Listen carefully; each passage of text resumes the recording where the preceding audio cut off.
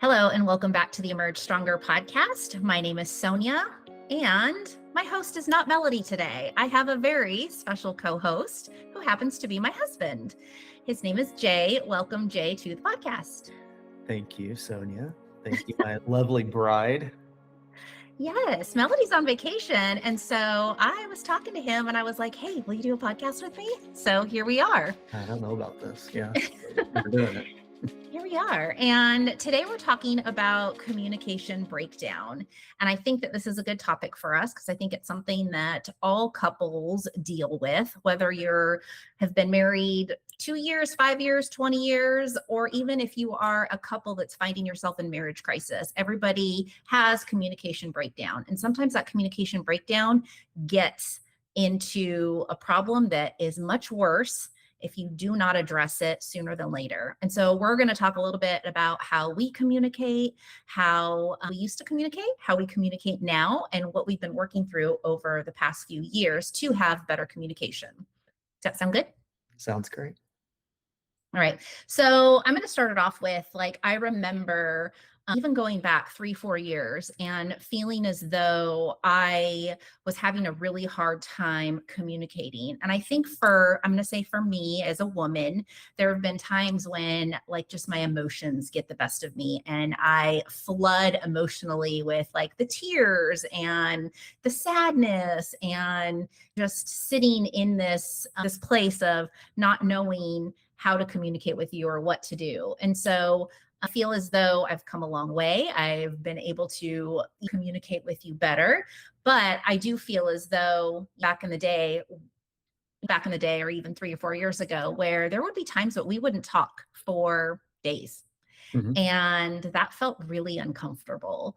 What would you say, I guess we can both share a little bit, but what would you say? How did we get there? What caused us to go those days without talking? Gosh, I would say a lot of it was just misalignment between what I had going on in my life and I think what you had going on in your life. And we just weren't connected because we weren't making it a priority. And I think in order for couples to get the communication part right, number one, they have to be understanding of each other, right?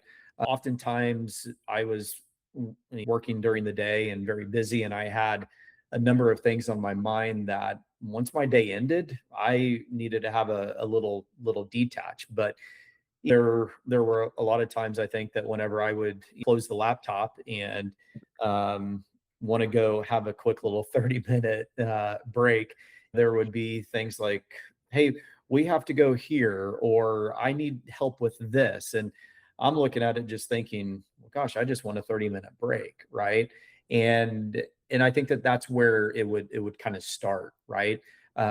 Because I was trying to be understanding of you. I had an expectation that you had an understanding of me, but then we just didn't meet too well in the middle. That's good. So Yeah. when you say that you had an expectation, do you feel like you communicated that expectation to me? Well, absolutely not. I didn't. I had an expectation that you should just uh, Mm. know that. So therein lies half of the problem.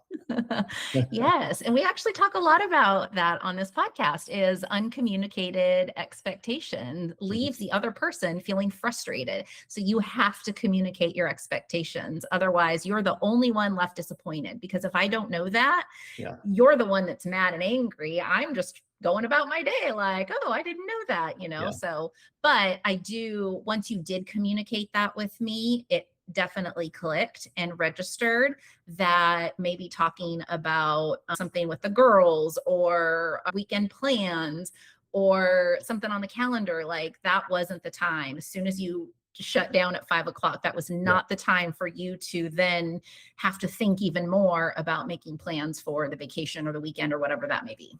Yeah. And one of the things too that I would say is communicating on those expectations, because I think a lot of times people kind of misunderstand that, as in, what do you mean by I have to communicate my expectations? And oftentimes it takes both parties to be understanding. And what do I mean by that? So we'll unpack it a little bit. Is I have to go and explain what I'm expecting out of you, right? It sounds a little bit weird whenever I say, "What am I expecting out of you?" It's more around the lines of what kind of how do I want you to show up in that moment, right?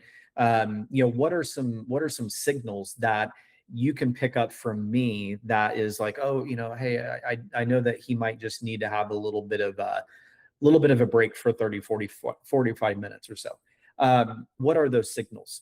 But then there's the other part of understanding that you're not always going to be perfect at that, right?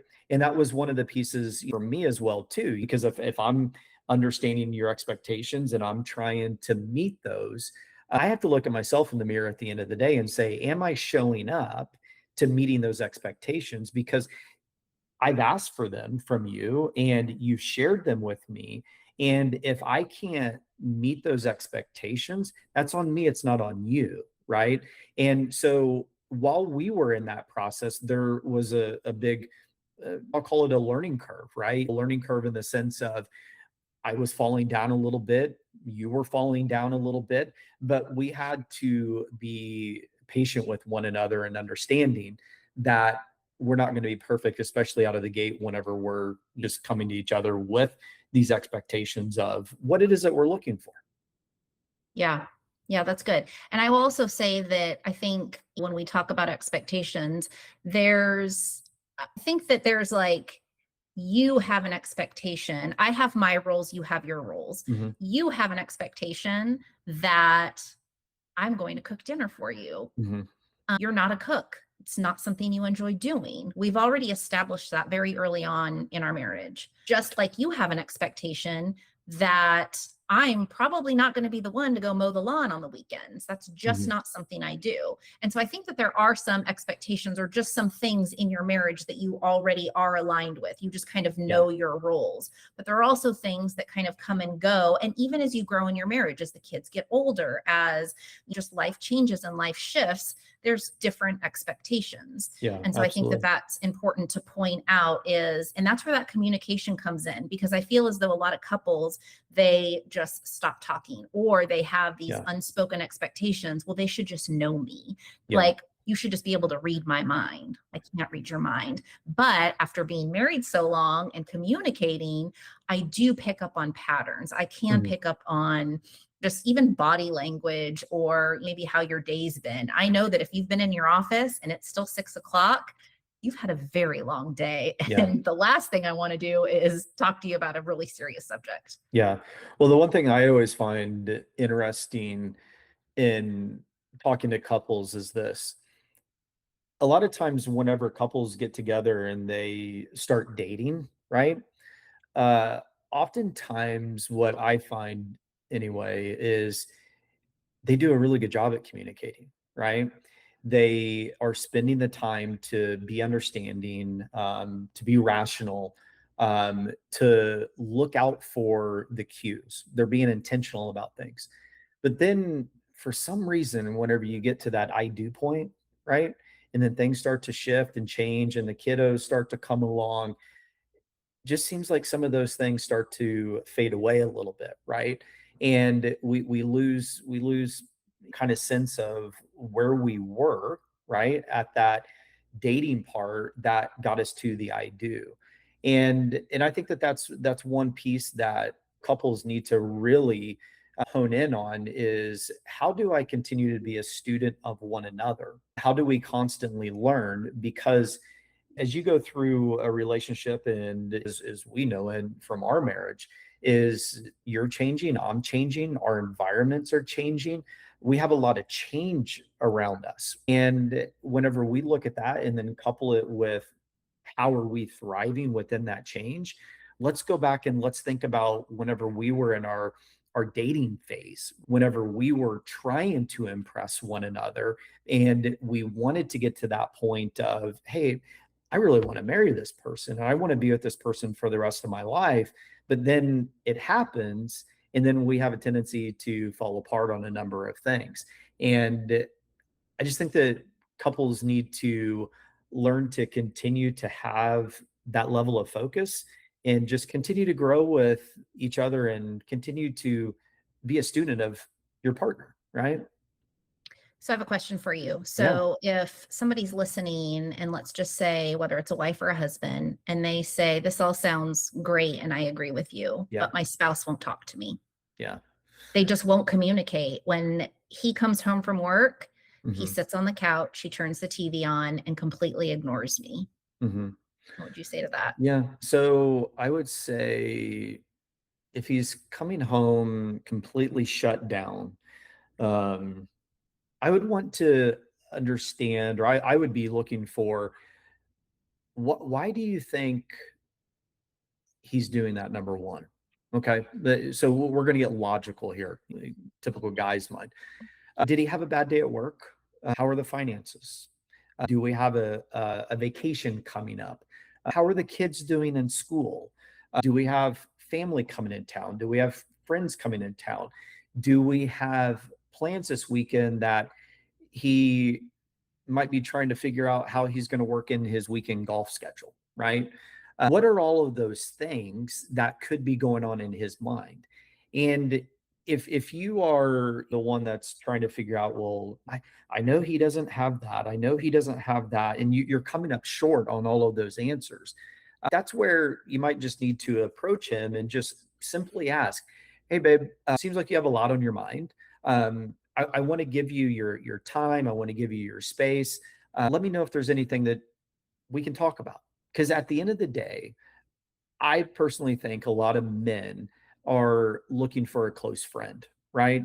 I'm sure that guys have their buddies. I have my buddies that I can talk to, but there's there's different levels of trust and different levels of communication within those relationships, right?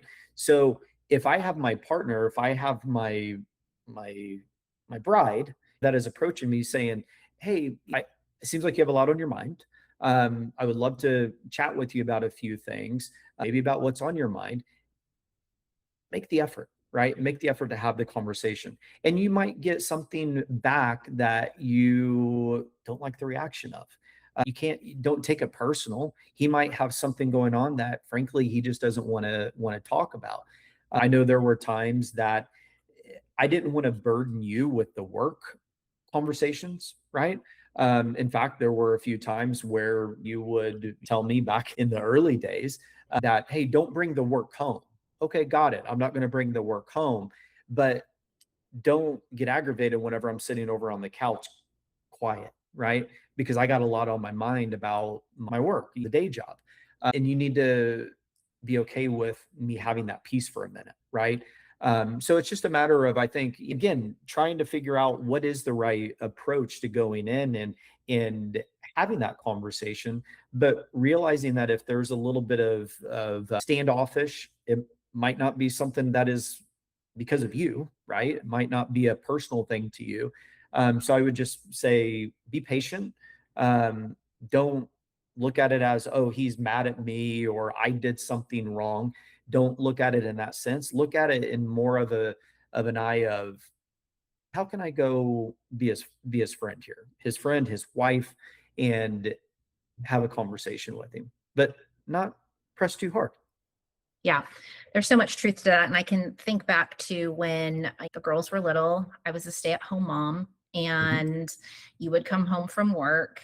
And I think this happens in a lot of households that the mom is like, I'm done, it's your turn. Yeah, And the absolutely. dad is like, "Whoa, hold on. I Yeah, just got home. I need some time to I need to. regroup Yeah, and detach and all of the things."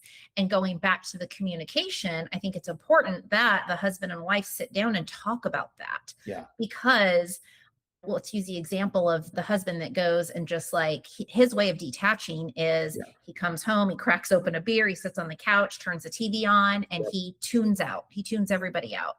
He may say hi to the kids, but he kind of tunes the wife out. I think it's important for the wife to ask herself, what is he coming home to? Mhm. Is he coming home to Oh, thank God you're home. Here, that diaper needs to be changed. The neighbor needs help with this, like just barking orders or nagging and all of that. That's Right. not really a peaceful environment that the husband wants to come home to. Mhm. And so, again, it's really important that you communicate what those needs are. And they're not demands, they're just like, hey, this is what I need from you. And so, you could come to me and say, hey, I have no problem giving the girls a bath. They're Mhm. much older now, but when they were little, Yeah. giving the girls a bath. But I just need 30 minutes. Like, can you just, I need to go upstairs, take a shower, whatever you're going to do. And I just need 30 minutes. Great. Gives you time to like re energize, regroup, and then join the family. But I think that that part of communication is crucial in a marriage. Yeah, and you said something really important there out of all of that, and it was it's not coming home to a peaceful home, right? And there's a 100,000 social media videos out there about a man just wants a peaceful home. Well, there's a lot of truth to that, right? I mean, especially whenever you have a situation where there's a stay-at-home mom and the dad is out working, and especially if he's working away from the house. And you've been a stay-at-home, you were a stay-at-home mom for several years, and listen, I couldn't do that job, right? I could not be a stay-at-home dad. So I'm not discounting by any stretch of the imagination the importance and the level of work that a stay-at-home mom does. I couldn't do it, but it's one of those scenarios where whenever dad comes through the door, it's kind of chaotic environment. How are you providing that peace, right? Mhm. It's like a man has a difficult job and a woman has a difficult job, and that's the cool thing about our growth and our faith is a woman has her responsibilities and a man has his responsibilities, and it's really understanding those to make a household work, right? And I know that we're a little off topic there with communication, but I think it all gets wrapped into that understanding. Hey, how can we communicate to where we understand each other's roles and do the best that you can at it, right? And sometimes you have to realize that your best isn't always going to be the best. Yeah. So I want to go back to something you said, Yeah, and you said try not to take it personal. yeah, And I remember you would tell me you take everything personal, and I would feel like, how am I not supposed to take it personal? It feels like a jab at me, and I did. I took everything so personal. So, can you elaborate on what exactly you mean by that, and how does one not take things personal? yeah. I think taking things personal, there's many different layers to it. But let's look at taking things personal whenever you're kind of going through a little bit of a crisis, we'll call it. Or maybe things just aren't that well at the house, right? I think oftentimes, whether you're a person who has a tendency to take things personal or not, or maybe you aren't that type of person, right? But emotions start to take hold, and you start to overanalyze and you start to overthink. What did they mean by that? Why did she say that to me? Okay, yeah. Well, she made that comment about I'm gonna make it up here, but she made that comment about my body, right? What is she calling me fat? Like, she's saying that I'm eating too much? Is she saying that I had too many beers last weekend? What is she saying, right? And then it's just this spiral. And then it's like, how can I one up her now? It's because of course I'm gonna go back and I'm gonna try to jab if I don't have any self-control over my emotions. You know how I always say that people talk in three different ways, and this isn't anything that I came up with, but people talk in three different ways. You talk with truth, you talk with opinions, or you talk with emotions. And I just feel like whenever there's a little bit of tension and husband and wife aren't really seeing eye to eye on things, or maybe they're in a little bit of a tiff. I have a what I've seen is oftentimes people spend a lot more time speaking with the emotion part, and which leads to taking things personal. I know with you, there's certain things that I have to be careful on, right? And I'll just give a little example.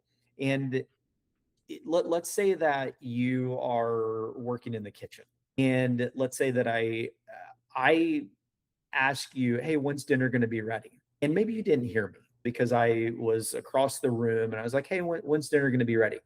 You didn't really hear me. So you asked me, what'd you say? Maybe I had a bad day, right? And I say, what time is dinner? Okay, my voice just raised a little bit there, right? You don't like that. I know that, but I didn't take my own advice and I raised my voice with you. That's going to be a little bit triggering. There's going to be emotional response there from you, and you might take it personal, like, why did he just raise his voice at me? Now you might have a reaction back to me, but now I have to sit with that because I was the reason for it. Does that make sense? Yeah. Yeah. Yeah. And here's the thing, and I've brought this book up before on the podcast, but it's called The Bait of Satan. And I think it's by John Bevere. And anyway, that was probably one of the best, like, life changing books I've ever read. And he talks about this is obviously just a tiny little snippet of just being offended and people who choose, like, being offended is a choice. And so once I understood that, I got to choose. Am I going to be offended by him or take it personal by him raising his voice? Or am I going to just let it go in one ear and out the other? Mhm. And I think that the more that I practice that and I remember that, then it's honestly like there's nothing there's nothing necessarily to get upset about because Mhm. I've made the choice not to take it personal and not to be offended. Now, just imagine, we'll just play out this scenario. You say, "Hey, what time's dinner?" And I don't hear you. I've got the oven fan going, the TV's on, whatever. It's just loud, and then you have to repeat yourself, and I was like, "Hey, I didn't hear you. What did you say?" And then you raise your voice and you say it again. You say that to me and I immediately snap. What's with the tone? Why are you talking to me that way? And then that starts a whole thing that really just Mhm. didn't need to be started. And I'm like, whoa, whoa, calm down. Yeah, yeah. Yeah. But that's how that communication breakdown happens because couples just read into things, or like we're talking about, Right. they just take things personal and choose to be offended. Now, Mhm. don't know if this is a good example or if that was a good example or not, but well, maybe it is because there's raised voices and tones and taking things a certain way. Mhm. And you and this is actually a very real, like, scenario example because you meant nothing by it. You were Mhm. just trying to speak over the fan on the oven, the loud TV, whatever's going on in the background. You didn't mean it in a tone that I may have taken it. Yeah. Yeah. And, a couple things there. Number one is, a lot of times I know with us, you'll make a comment back to me and I'll respond with, I wish that you could just get in my head and realize that I'm not mad right now. But there was something a little bit triggering to you in the sense of maybe how I reacted. And again, I think that it's a point in time kind of scenario. Eh, the other part I wanted to go back to is whenever you said that it's a choice. I think oftentimes people hear that and say, "Oh, I understand what you're saying. It's a choice. It's a choice," because it's one of those scenarios where, as simple as that is, it is a lot easier said than done. Because again, it comes back to that point in time. Like, what is the setting? What's going on? What are the kids screaming? Am I trying to cook? And am I trying to watch my favorite sports team? Am I running out the door? All of those different layers go into it to think about it's my choice in how I react. And that's where I think from a communication standpoint, again, like we always say that we want to have somebody else communicate with us how we want to be communicated to. But then what I find is oftentimes people will say that, but then it's not how they actually want to be communicated to. And again, that's where going back to, we really just need to be students of one another. I need to have empathy. I need to have emotional intelligence to what it is that you have going on in your day. Kind of observe the room, like how is she showing up today, right? I can't take any of it personal. I can't look at it and be like, well, gosh, I took out the trash today. I've done the dishes today. I should get an award. I should get something because of all this. And then I get a reaction out of you, right? Um, Maybe you just had a bad day. I don't know what's going on in your head, but I'm in your presence and I have to be able to kind of read you and understand, hey, she might be dealing with this. But again, it comes back to the communication part. How do I now ask you that? Hey, babe, is there anything I can help with? You seem a little quiet today. I want to give you your time. I want to give you your space. There are a couple things that I wanted to connect with you on. Let me know whenever you have 5 or 10 minutes. That's all I need. Mhm. I see you smiling there. So Um, no, I'm just smiling because I mean, I think that just even you saying that, like we've come a long way in our yeah, communication and absolutely. Yeah.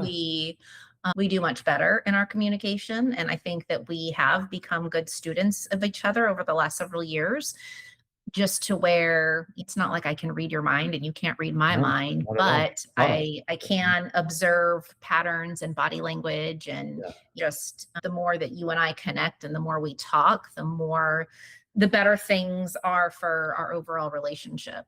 Yeah. Yeah, and I would say this here.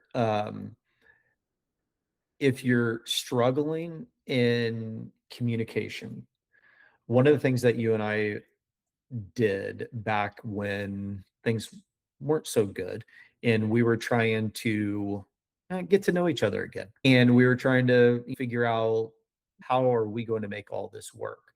So if you're going through a time period where, man, the communication is just, it's rough, it's not good, you don't even know where to start here. Set a weeknight that you guys can set aside an hour, hour and a half, however long you want to set aside. Make it a point to be a really good listener whenever the other person is talking, and have some boundaries. Have some boundaries in the sense of, I'm not going to have an emotional response if she says something triggering to me. And that goes on both sides. Mhm. And seek to understand the other person, and really just try to be in the moment, phone aside, the distractions all gone, just one on one. And when you're in that time, again, be very intentional on listening. So this goes for the guys. Be very intentional on listening. Listen, listen, listen, and ask. This is definitely for the guys. If something gets brought up, we think solutions. Oh, she just mentioned a problem. I'm going to come up with a solution for it. Ask your wife, do you want me to listen, or do you want my input, which might be a solution to the problem? And if your wife says, I just want you to be a good listener, then be a good listener. Don't bring up any of the solutions. You don't need to bring them up an hour after the conversation or the next day. You just need to be a good listener, and you need to let whatever happens in that conversation happen. And you need to do the same, right?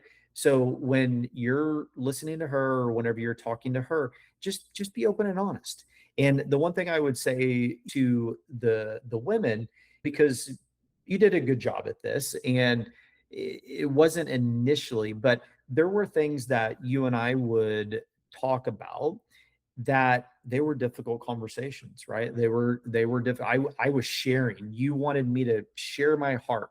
Well, a lot of times guys have a hard time like being vulnerable and sharing certain things. And I understand that I should be able to share everything with my wife. I mean, that's my number one trusted partner. whenever you're in kind of a tough season of life in a marriage, it's a little bit difficult to share certain things, right? We were rebuilding trust. So you did a really good job of listening whenever I would share some difficult things.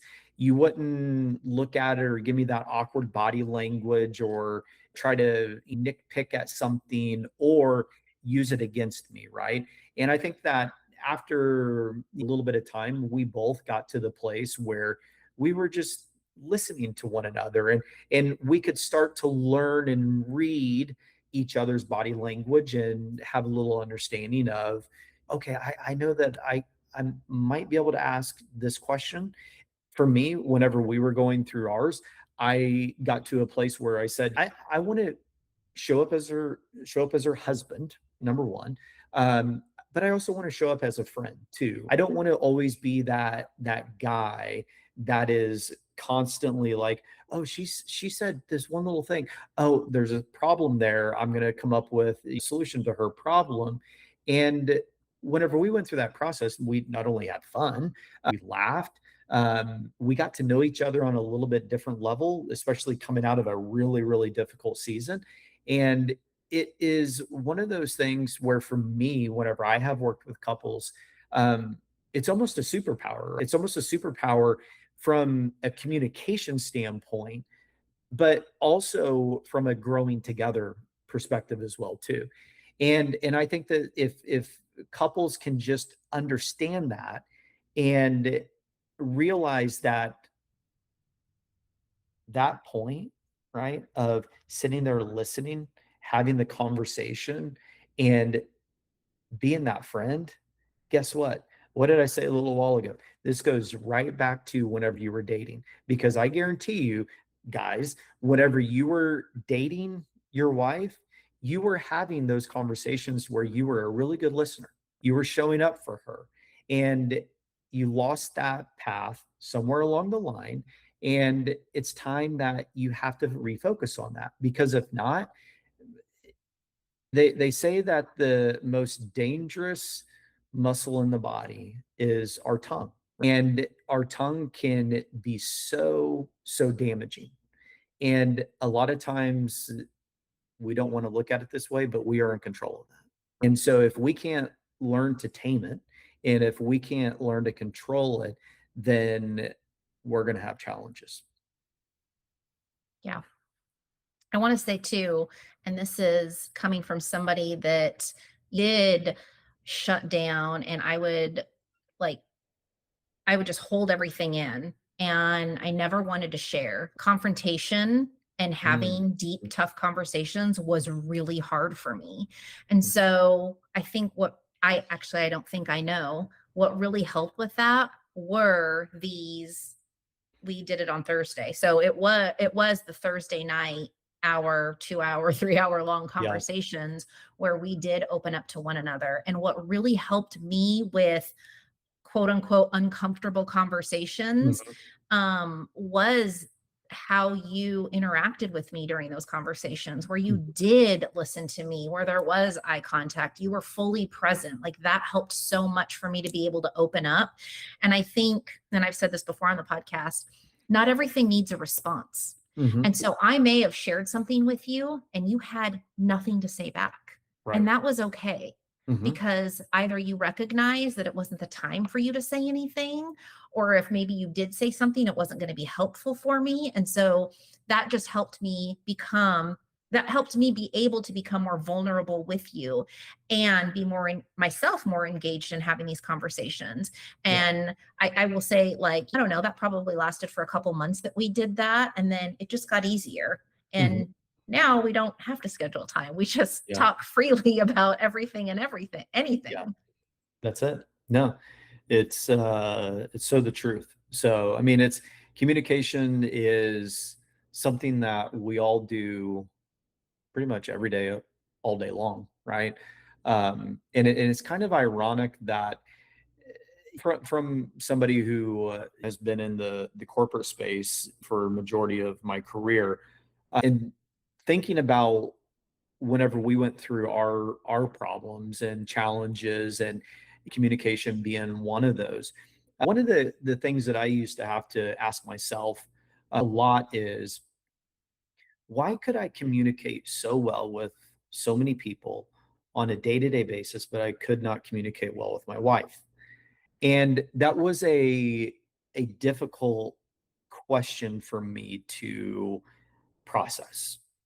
It was difficult because I should be able to communicate with you the best out of everybody. But somewhere along the lines, that communication broke down, and I had to kind of go into some deep reflection to say, where were those breakdowns? And and oftentimes, whenever you're in a work setting, you have people that are somewhat trying to work on a common goal, or you might have teams that you're kind of at odds with and that sort of thing, and the communication doesn't go very well, but it's a lot of competition. And whenever you think about a marriage, I think a lot of times it becomes that, it becomes competition in how you're communicating. It goes back to what we were talking about a little while ago. It's kind of that one upping each other whenever about the expectations. And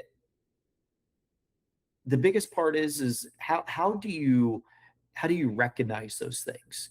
You and me, as part of this, we've kind of have grown into being very aware of things, very aware of the other person's maybe feelings, I'll call it, some emotional responses to certain things, triggers, all of that.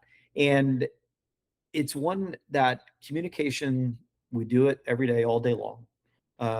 Sometimes we are a lot better at it with others that are not our significant other. And we got to really dig deep on why that is, Mhm. because we should be able to be our most vulnerable from a guy's perspective, aside from vulnerable with the Lord, vulnerable with our wives. And we should feel safe to have those conversations. And I know that, again, whenever you're in a position of, well, I don't feel like my relationship is that strong to begin with, we've been having some issues, I don't really feel that safe sharing anything with her. I think that is time for evaluation. You got to get into what I call the lab a little bit and figure out what's going on. And for me, it's always, what do I see in the mirror? Who is showing up? And if you're not responding in a good way, well, I'm going to go look in the mirror. I'm going to say, hey, she's acting this way. Uh, is that because of me? I don't know. I have to go ask the questions. What am I doing to show up? Yeah, that's good. Yeah. All right. Well, we're going to wrap it up. I think that was a good conversation. Do you want to leave it with anything? Do you have any final thoughts? Um, no, no, I I don't feel have like any. we could talk for a while. Yeah, probably um, could. Yeah. yeah.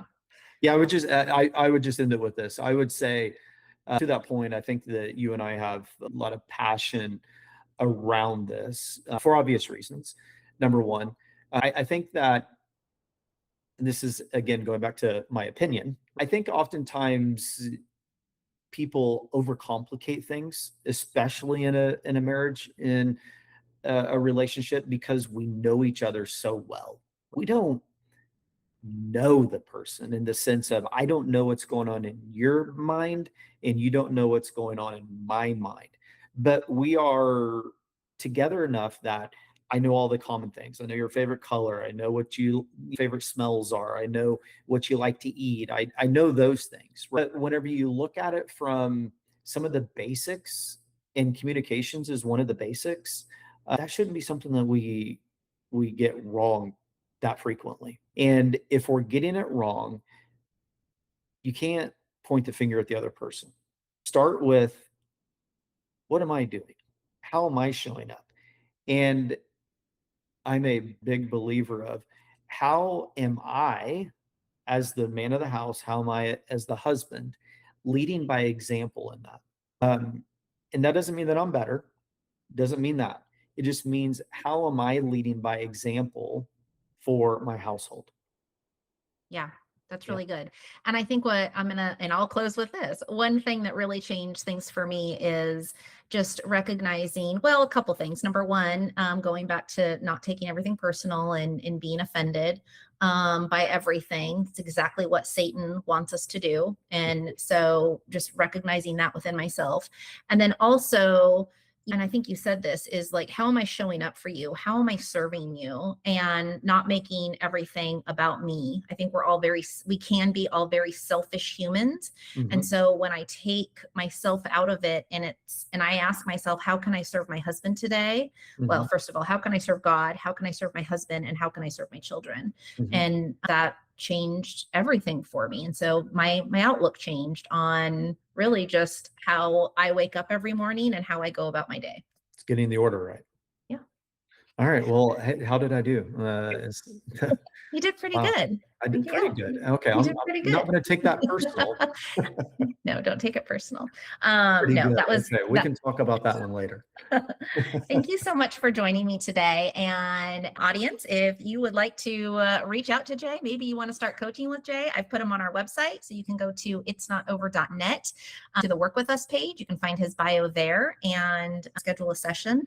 Or maybe you want to work with both of us, and feel free to reach out to myself or Jay at info@itsnotover.net. Honey, thank you so much for joining me with short notice. I Happy appreciate it. Thank you. All right. All right, until next time. All right. Bye.